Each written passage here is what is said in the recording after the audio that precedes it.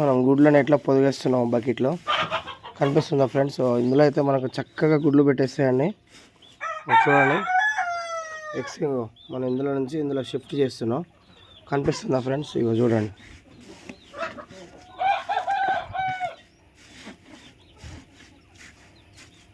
చూడండి ఇందులో మనం అయితే గుడ్లు పెట్టేస్తాం. ఇంకా మంచిగా పొదిగేస్తాయి అవి.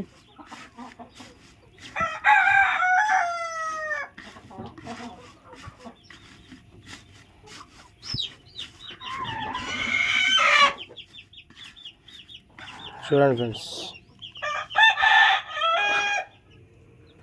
సో ఇంకా మనం గుడ్లు అయితే ఇందులో పెట్టేస్తున్నాం మనం.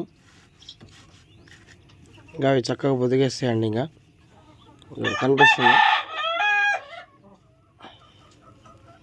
సో కోడి అయితే దీని మీద మంచిగా కూర్చుంటుంది. సో దీనివల్ల మనకు ఎగ్స్ పెట్టడానికి ఎక్కువ అవకాశాలు ఉంటాయి, గుడ్లు పెట్టడానికి ఎక్కువ అవకాశాలు ఉంటాయి.